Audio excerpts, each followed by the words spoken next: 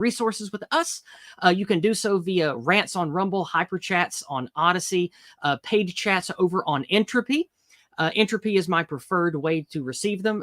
If you are on YouTube, it is the pinned comment. And I forgot to make it the pinned comment today on Rumble. I've been very busy, but Entropy is a great way to share. We also have a Cash App and a PayPal that you can send money to. And of course, I have a monthly Subscribe Star that you can support me for just $1 a month over there. And there are higher tiers too, if you so desire. The money that we bring in for the show, I split 50-50 with my wonderful co-host here, Chris. And we will be getting to all of your paid chats and community engagement at the end of this stream. This is a tight information dissertation type of stream, and we are not going to be taking breaks during the show. So we're going to go pretty hard for about 40 to 45 minutes. Then we'll do our wrap up and conclusion, and then we'll get to your paid chats then in about 45 to 50 minutes from now. So go ahead and start getting those in. At the end of the stream, I will put up the banner to remind you to get your paid chats in. That's what this thing looks like right here. And I'll pop that up towards the end of the stream. And I tell you what, Chris, why don't I go ahead and give the introduction, because we have a lot of material to get through tonight. Yeah, so wait, do you want me to give an introduction? I was going to say, let me do mine, and then I'll hand it over to you. As a preface for this stream, we're discussing tonight something similar in tone to our usual topics, talking about ideas, concepts, and belief outside of the accepted orthodoxy of the current regime of the pseudo-reality. But tonight, it's not about religion or race or political narratives or any type of competing nation states or anything like that. Tonight, we're discussing a facet of healthcare and medicine, a mix of lies and omissions of data and research that probably should be included in the discourse about medicine today, but simply isn't for a multitude of reasons. It's about the effects of parasites on human beings. We care about them in animals, so why don't we care about them in us? What we're going to share tonight is based upon real science and data collected by official sources and real professionals, not kook stuff that you might pull off of an anti-vaxxer vegan health blog or something. Quite the contrary. Tonight's presentation is bringing to light old and current ideas from the realm of medicine, paired with what could be done about data research and what the implications could be. All of the links for the things that we have to present tonight are in the description wherever you're listening to this, Rumble, Odyssey, or YouTube. And I do warn you, one of the links is to an archived 4chan thread. That is the last link in the link bundle. Open season. It's still no censorship. So, well, as close to no censorship as you can get. So there will be a lot of racy, ugly, bizarre things that you might see on that 4chan link. So if you have kids in the room or you are easily offended, maybe you should avoid the final link in the link chain of the video in the video description. Normally, I wouldn't give any warnings like that, but it is a direct link to a very long 4chan thread. So, go in at your own risk, so to speak. So anyway, despite all of that, Chris, I'm going to turn it over to you. Give us a preface and let us know what we'll be talking about tonight, and then we can get right into it.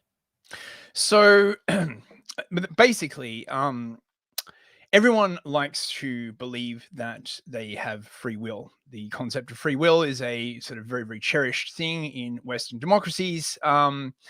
And although it is sort of accepted that ideas can alter people's behavior, the idea of sort of biology altering people's behavior is verboten for a whole bunch of reasons, not only questions of race, but also sort of questions of innate characteristics in people. At the same time, however, some of these characteristics have been decided by the regime to be innate, particularly those around sexuality. However, this is a much more complex question than it seems. And one of the sort of interesting sort of research paths that I have traveled down is the idea of whether certain parasites can influence human behavior. And the answer is most definitely yes. The question is to what degree, but the further question is to what degree would they influence a society if a substantial number of the people in it were infected with behavior-altering parasites. And the reason that I sort of went down this research thread is some people have posited the possibility that some of the more crazy changes in behavior that we have been seeing recently, say in the past 30 years, might have something to do with added parasite loads in the general population. And there are ways that you can get around it. This was sort of even further sparked by the very, very heavy suppression of ivermectin as a treatment for COVID. Ivermectin, of course, was traditionally an anti-parasitic, and there was some. Most of this took place on 4chan. Okay, to be fairly clear, there was some discussion about whether there was sort of innate disgust by certain people, groups of people, to getting those parasites removed, and this sparked a wider conversation on how much control parasites may or may not have over the individual person and or society. It's a very, very fascinating topic. I've got, as Yiz was saying, I have tried to source these from, respectable journals, not, myveganexperience.com.au or something like that. So I have sources from Oxford University, University of Western Australia, PubMed, Royal Society, and other stuff on this question. I cannot claim to, be perfect in my knowledge about anything, but I think this is a fascinating question that sort of bears addressing, particularly for those of us who have had degenerate lifestyles and who are trying to reform from them. Sometimes it can be very, very hard to resist the pull of degeneracy. And personally, I found that anti-parasitics seemed to have really helped in this regard. And I'm not the only person I have talked to who has had a similar experience. And of course, this got me thinking, so yeah, that's basically it. Before we get started, when Chris and I were talking about ideas for episodes and this came up, I shared with him many, many, many moons ago, in my 20s, I got a really bad, I think they said it was some kind of amoeba, some kind of like microscopic parasitic infection in one of my inner ears from swimming in a pool that hadn't been upkept well. And they said that if I hadn't come in for treatment within a few days, it could have done permanent brain damage to me. And so they gave me this IV powerful antibiotic, antiparasitic thing. And I noticed that after that, I thought and felt differently. Things tasted differently. For me, it wasn't a change in like sexual behavior or anything degenerate, but it was a noticeable change in the way that I perceived the world in smells and tastes. So, and that never went away. Like that change was permanent. So was I infected with some kind of parasite from a young age or as a teenager that made me different? And then that flushed it out of me and I was changed? Seems like it. So, of course, that's just anecdotal. I'm not a doctor. There's no research done on my experience. But I think that many of you out there, because I've seen testimonials about the cleansing of parasite experiences, maybe some of you listening right now have had an experience like that. And I would just like to say, neither of us are accredited doctors. This is not medical advice. Please, for the love of God, do not take medical advice from random YouTubers. Please consult with your doctor. I just want to make this very, very, very clear. I will be offering some of my own anecdotal experiences, but that is not the same as being a medical professional recommending anything. I want to make that very, very, very clear. Okay. That's why the title tonight is a question, because we cannot with any 100% factual assurance make claims. We're positing a question and showing some non-mainstream data of what could support this idea that perhaps parasites in humans can alter our behavior. So anyway, please. Yeah. Okay. So let's in Smallin. Okay. Got a nice picture there, and I shall start. Okay. One of the most cherished ideas in Western liberal democracy is the free will of the individual. This has been taken in modern times to an almost absurd degree. It is assumed that every person is free to make his own choices, except, of course, for the choices that are prescribed by the state. There is a very peculiar tension at work here, and the way it is practically managed is by saying that there are right and wrong ways to exercise your free will. However, this conception is given leeway for certain things, such as addiction, or racial or social background, particularly recently. Simultaneously, however, other behaviors are regarded as innate, such as sexuality, particularly homosexuality and its offshoots. In reality, this concept of the will of the individual is simply a propaganda framing used by the regime. If this position were consistent, then technically, if one wished to be a racist or wished to do heroin or smoke until one dropped dead, this should be taken as an expression of the free will of the individual. This conception used to be part of classical conservatism, that everyone should be free to both express themselves, but they should also be free to take consequences for their actions. This has, of course, been downplayed in recent years, as multiculturalism has massively increased the range of things, some of them very horrible, that people might do if they fully expressed their free will without the bonds of religion, family, or social norms. One of the most striking expressions of this paradox is homosexuality. There has been a massive rise in sexual practices that are very heavily forbidden by religion, and the prevailing view has become that such prohibitions were merely the result of stuffy old men who don't want people to have a good time. Traditionally, the widespread adoption of such behaviors has been associated with the downfall of entire societies, and these are taken very seriously in religious communities, as are the prohibitions and restrictions on diet. Why is this? Some have posited that these laws came from observation and survivorship bias. Those societies that survived observed the behavior of societies that self-destructed, and thus they adopted these laws in order that their societies would survive. But what could be the underlying mechanism? Despite being ubiquitous in human populations, modern Western medicine has mostly ignored the concept of parasites in humans, unless it falls under the specialization of tropical medicine, which deals with poor populations in Africa and India. However, parasitoses are also endemic in modern Western societies, but they go largely untreated unless they become so severe as to cause conspicuous symptoms. Excuse me. Oh, got to sneeze. Pardon me. If you take your pet to the vet, they will ask when was the last time they were dewormed. But doctors never ask humans about this, and the reason why this is important is that parasites can influence human behavior. Therefore, if enough of a population are infected with such parasites, it could have a dramatic effect on the behavior of society as a whole. Meet Toxoplasma Gondii, or T. gondii for short.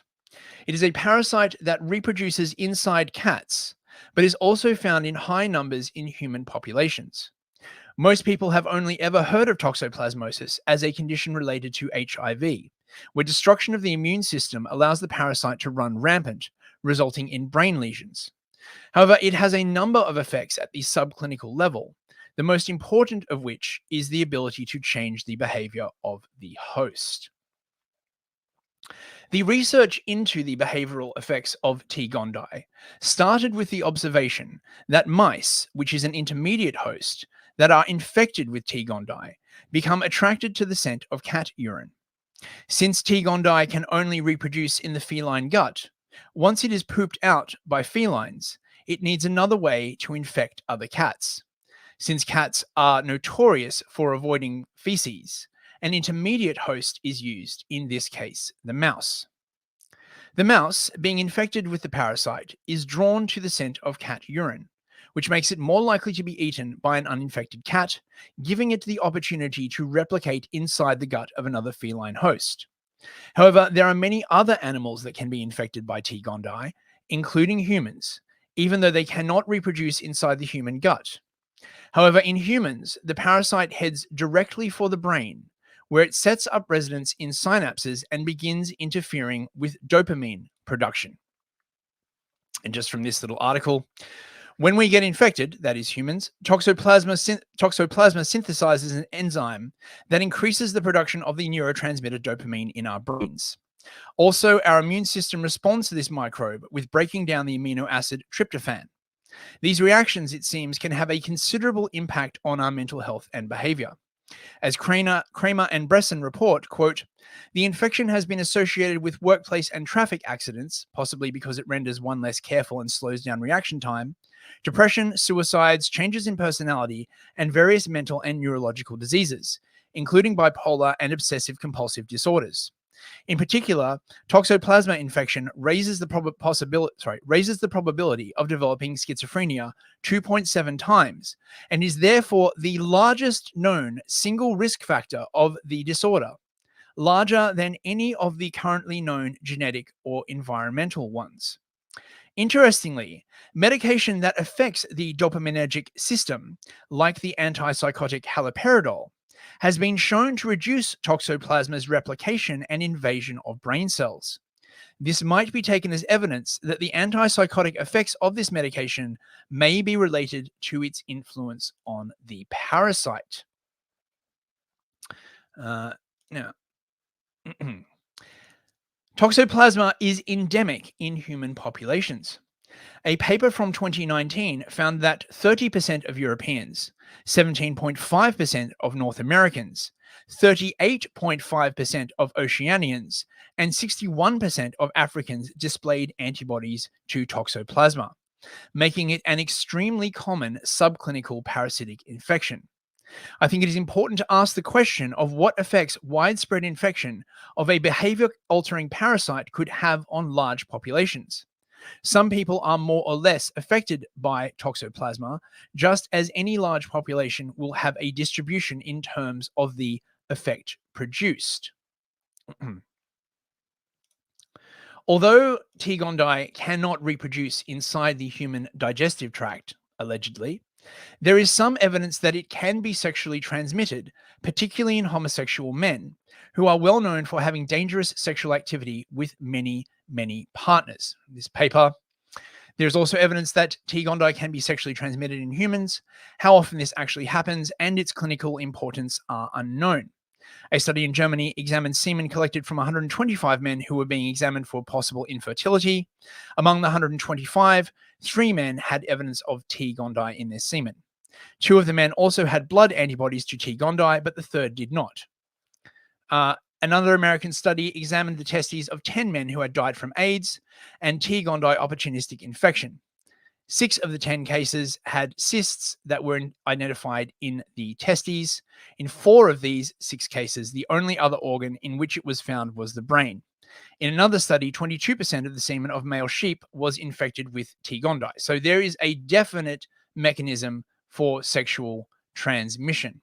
It's very interesting because we're told when we're young, we're warned about STDs, and with all of the hypersexualization of especially young people these days, when we are at our most fertile, most virile, we are warned about STDs, gonorrhea, syphilis, and of course the infamous HIV. But we're not really told much about these brain-altering parasites. I find that interesting. I mean, I should also note that herpes also alters behavior as well, and so does sets up syphilis, obviously, in the nervous system, as does Yeah. syphilis, obviously. So there are many reasons why it would be smart for a society to ban sexual degeneracy, just purely on a biological level, even if it had literally no corrosive effect on the spirit, which it clearly does. Right. Additionally, of course, the homosexual population is a massive reservoir for pathogenic parasites. In a 1980 study in the Canadian Medical Association journal, 67.5% out of 200 homosexual men examined had intestinal parasites. Something tells me that such a study would no longer be allowed in Canada. As far as the effects, next screenshot. As far as the effects that widespread parasitic infection could have on the behavior of entire populations, some research on this topic has been done. But given the explosively political nature of homosexuality in current year, the approach taken was from that of behavioral economics. A paper from the Royal Society found that, quote, T. gondii has been linked to outcomes such as greater risk of car accidents, mental illness, neuroticism, drug abuse, and suicide. The infection-associated changes in the brain that precipitate increased impulsivity are complex and not fully understood. Although changes in the production, metabolism, or synthesis of both hormones for example, testosterone, and neurotransmitters such as serotonin, dopamine, and norepinephrine have been explored.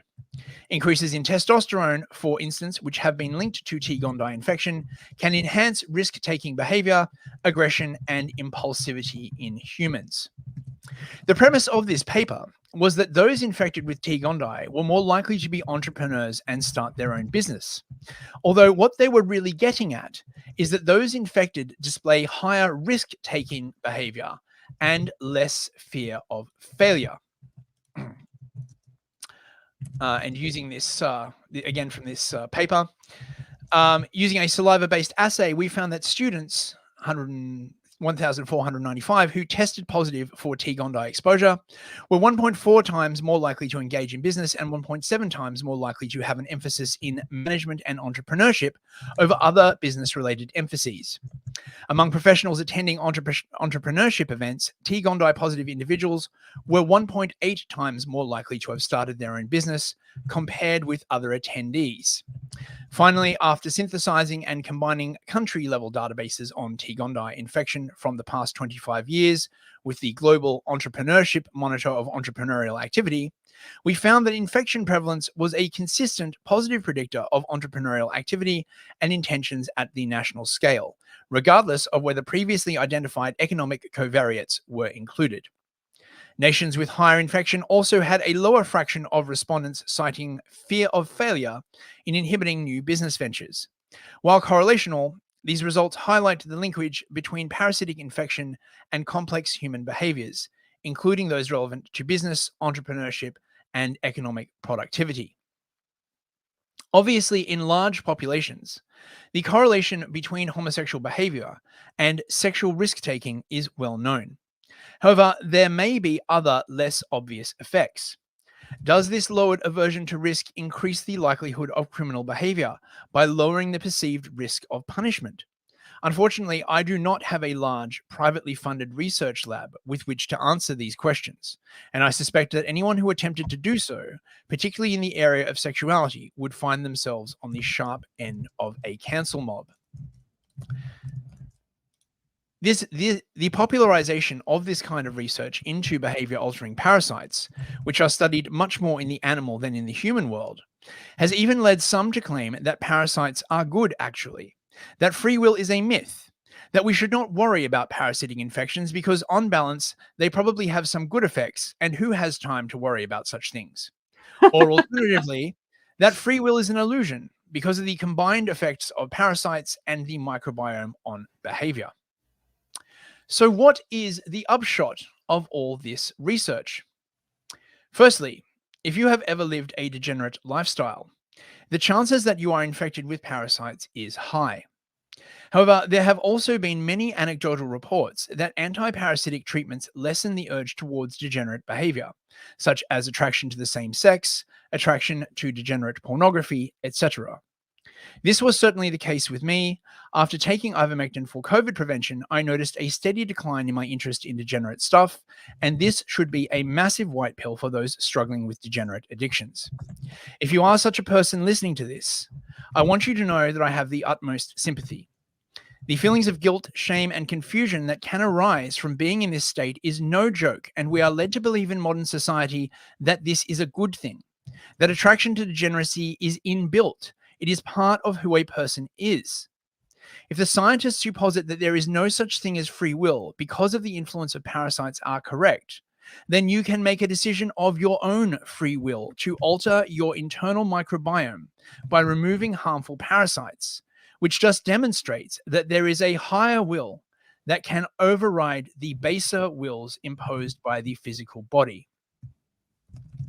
Despite the hysteria that surrounded COVID, ivermectin is an incredibly safe drug that is used for many applications and has been given to billions of people and is a common veterinary medicine.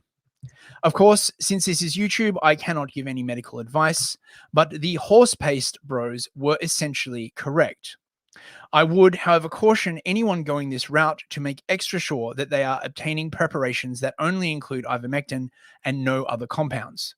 Always consult your doctor and do not take medical advice from people on YouTube. Just saying that again. And most importantly, do your own research. if you take anything from this stream series, you have to think for yourself. You have to go out of your way to educate yourself, because mainstream sources will mislead you in almost every way. That's the whole point of this series. You have to go digging, do your own research, do your own homework, and somewhere there you'll hopefully find what it is you're looking for, or at least find out something that's not going to lead you astray.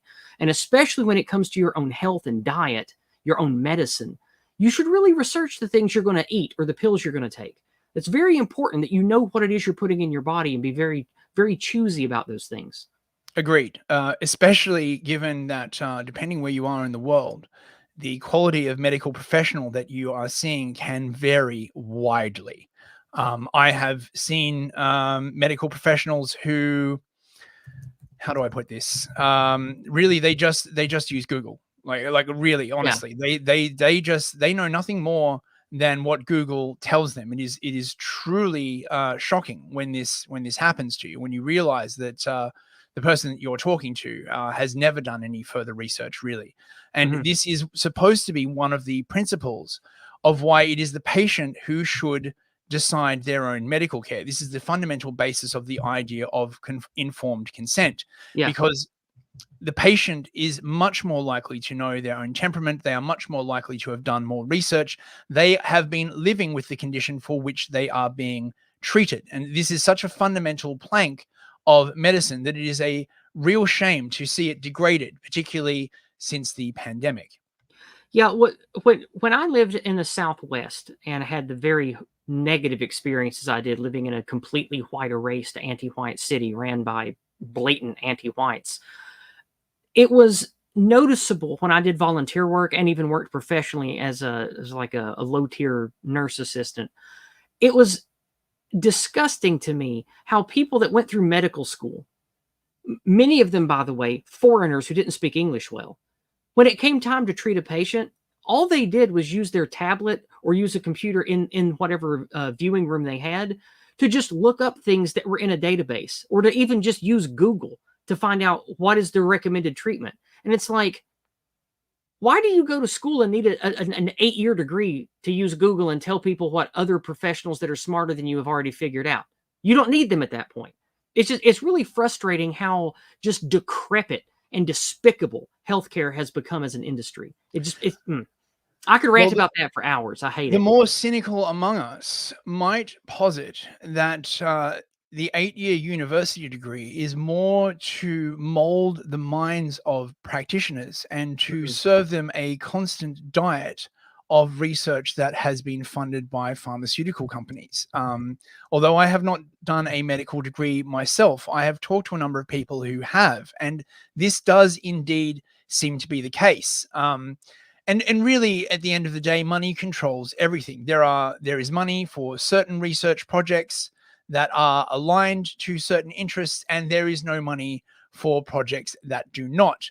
The pharmaceutical and medical industries essentially have their own ideology, something that was brought into sharp relief in the pandemic as certain treatments were prioritized to the exclusion of all others. And anyone who attempted to promote any alternatives were massively shut down.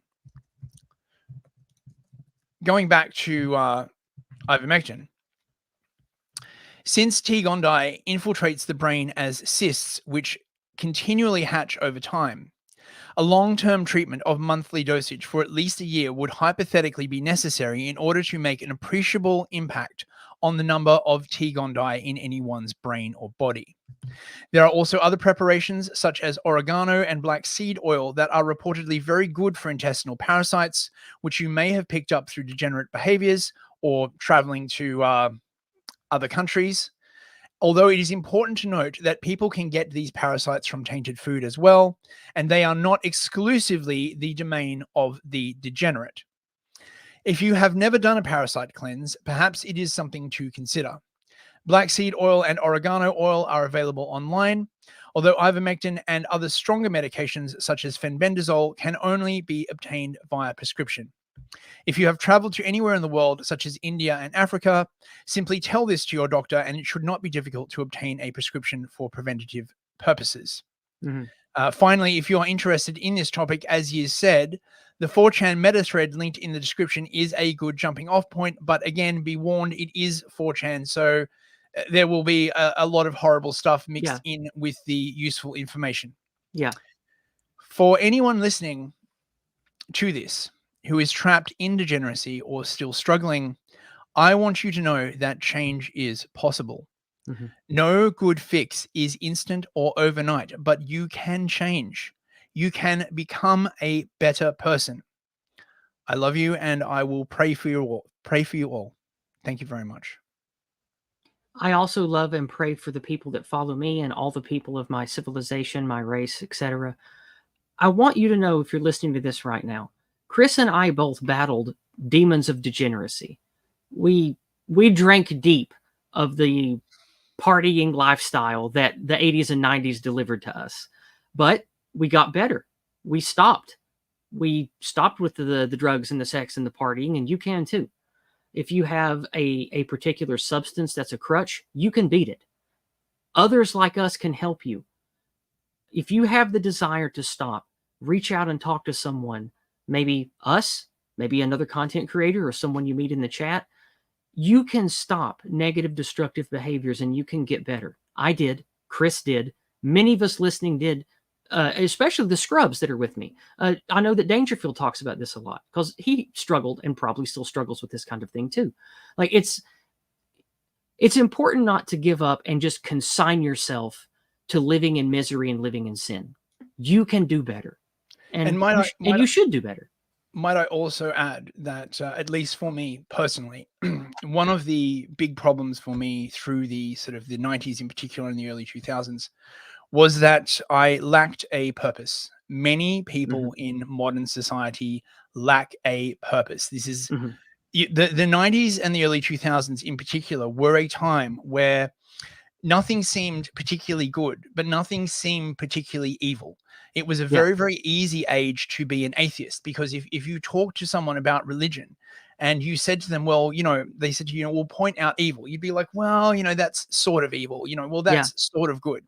Recent events have highlighted, I think, to many people that transcendental evil really does exist. I believe that for many people, it is, you cannot ignore this, and therefore it has a face and it looks like the rat Zelensky. And therefore transcendental good must also exist. This belief can give you purpose. Religion can give you purpose. I'm not saying that you have to be some kind of crazy extremist. Quite the contrary. Just simply these things, belonging to a group, belonging to a religion, can give you a sense of purpose. And many of these illnesses, many of these diseases of despair, these sicknesses of despair, come from not having any purpose. And I think that what's going on in the world at the moment is making more people have a purpose, because ironically enough, sometimes having nothing to fight against in your life is actually a bad thing. Having something to work against gives you a purpose. It gives you something that you can define yourself against. You can say, well, this thing is very bad. I don't want to be that thing. It gives you a set of qualities that you wish to avoid. And this is very, very important, because evil in the world throws this into very sharp relief. It no longer becomes this sort of just amorphous thing. Oh, that's sort of good. Oh, that's sort of bad. You can really look at something and be like, that is evil. That is unutterable evil. And then you can say, well, I don't want to be that. That it can be a very, very powerful motivating force. And that, again, if you take anything from this series, be invested in your own knowledge, your own improvement, and your own well-being, because you have to take care of you before you can take care of others. And if Chris and I have any desire at all, it's to see our civilization and our people heal from the damage and the sickness done to us. So let me move on to the thing that I had prepared. And as a reminder, I said I would do this while I'm wrapping up here. Let's go to Embiggen View, Chris. There we go. I put the reminder banner on the bottom. So if you would like to help financially support the two of us, get your paid chats in now. If you want to share a story with us about if getting parasites flushed from your body helped change you or make your life better or even worse. If you have stories related to what we've been talking about today that you'd like us to hear about or to share with us, again, you can let us know via Entropy, which is what I prefer. And of course, you can let us know on Cash App, PayPal, excuse me, as well as Hyperchats on Odyssey and Rants on Rumble. Now, I am going to move now to what I have prepared. And if my notepad reader locked up, give me a second. I don't know why it's frozen. Okay, there it goes. It will scroll again. All right, here we go. This is what I have prepared for the end of the stream tonight, or for the end of the presentation tonight. Like Chris said earlier, I'm not giving you authoritative health advice. And I don't just say that for legal reasons. I don't want you to just do what I blindly say. I encourage you to review the material that we've covered here today and make the best, most informed decision for you and your loved ones. Being healthy and making wise choices about your diet and health practices is key to your well-being. And your well-being is key to larger well-being around you, which is what we call in the Go Free community white well-being, the well-being of Western people together, which is my main focus of work. Healing the West by healing its people, us, Europeans, white folk. In the Go Free method, we like to use the word pristine to represent many things. One of those things is to lead by noble example. The best way you can be pristine is to live a clean, smart, ordered life and build the healthiest, most informed you that you can. As such, it's important to analyze the why behind modern diet and medical practices. We know not just from the COVID lunacy, but from modern history that ideas around what is healthy for you have changed a great deal. Think about eggs, cholesterol.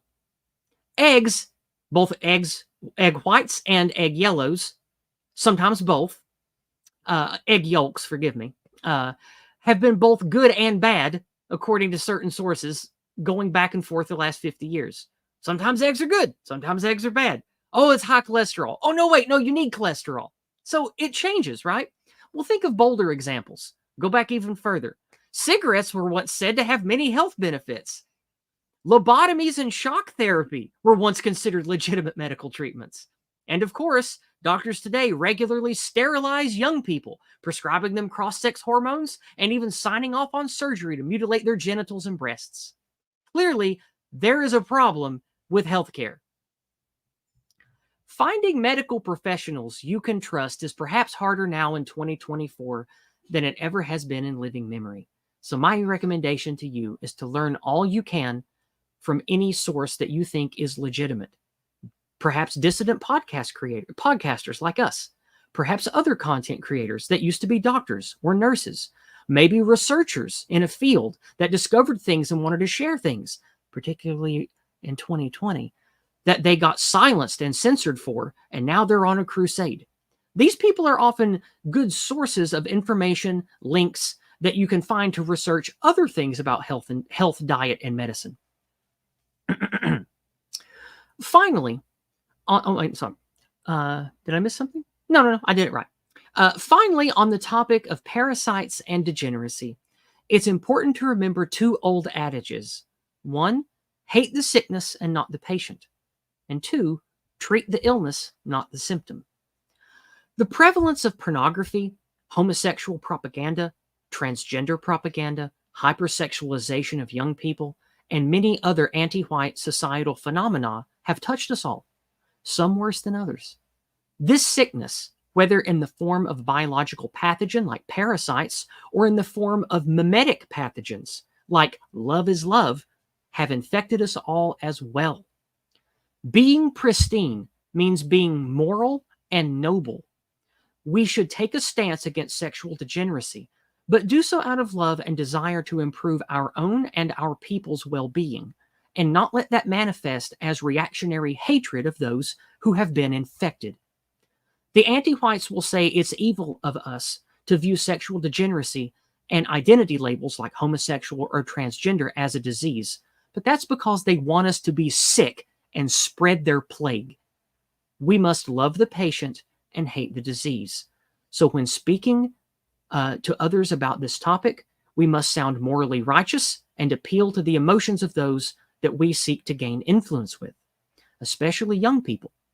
If you speak with hate, it will play into the anti-white narrative and turn listeners away, right into the hateful claws of those who push this kind of mind poison on us. If you speak with compassion, it will do the opposite. It will help dispel the lie that those of us who are against degeneracy are just ugly haters, and instead plant healthy seeds of positivity that will hopefully one day bear white positive fruit and heal us all one at a time. And that's the end of what I had prepared for tonight. Very nice, yes. I like it. And if I might just address a comment that Lomax said. Please, thank you. About I think he was saying that, you know, those of us who are atheists, the religious sort of route doesn't work. Fair enough. I would just say believe in something, believe in anything. You know, try and find a motivating force, or you know, maybe try and find religion. I mean, look, I realize that it doesn't make a lot of sense to many of the atheists. It doesn't necessarily have to. I mean, perhaps this is the greatest mystery of all, that you know, wisdom of all, that you can't understand everything about the world, and just because it doesn't make sense to you doesn't mean that it isn't real. But again, I'm not the kind of person who would force religion on other people. I'm just saying it works for me, it works for other people that I know. So it is a good thing to believe in. It is a good motivating force, purely from a consequentialist perspective. It is a good thing. That's what brought me back to religion. I was raised Christian, like I've said many times. And as I got older, my late 20s, I started realizing just how sick and wrong everything was. And that all these atheist people, they were clawing at an important, necessary structure of our well-being without replacing it with anything. And they were just a force for chaos and destruction.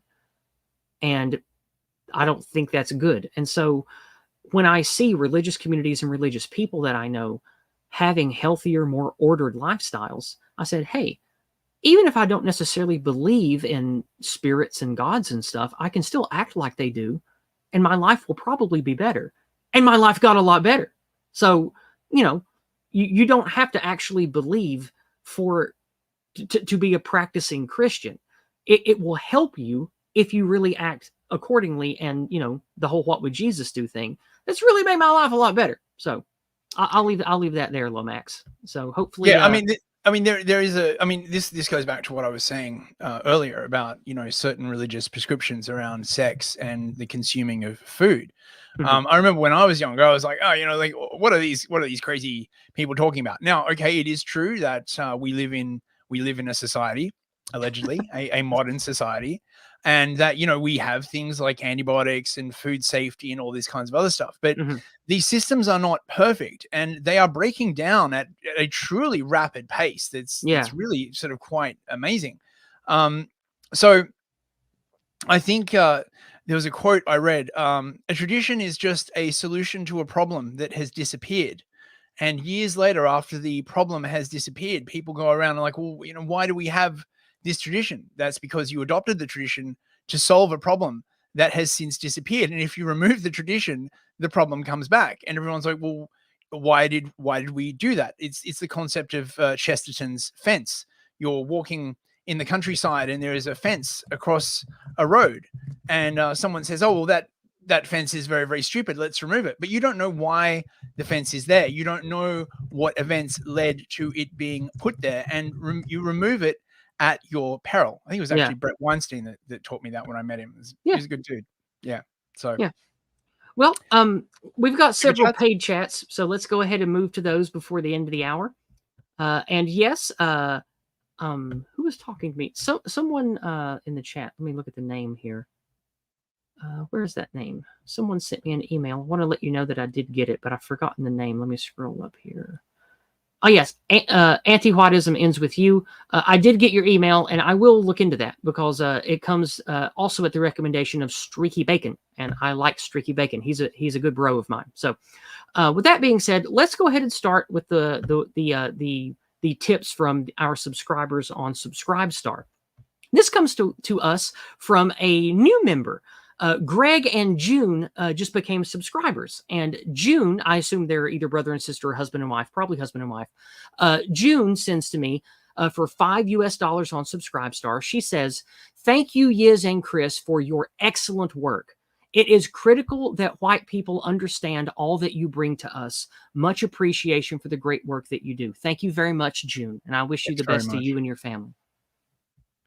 I'm sorry, Chris, I talked over you. Say again. Oh, no. I just wanted to say thanks very much. That's really, really nice. I really appreciate it. And just a reminder, I said it at the beginning of the stream, but all of the money that we bring in with the Empire of Lies series, not my Monday night stream, we split 50-50. So the money that we bring in for this, we do share. But you ain't getting my Discord and Dragons money, Chris. It's okay. I do it for free. I am the Discord and Dragons Janny, essentially. Yeah. There we go. All right. So let's move on now. Let me refresh Subscribestar, make sure we're not missing any tips over there. No, that was the only one. So now let's go over and check PayPal, and then we will go to Entropy, Cash App, and the other sites. All right.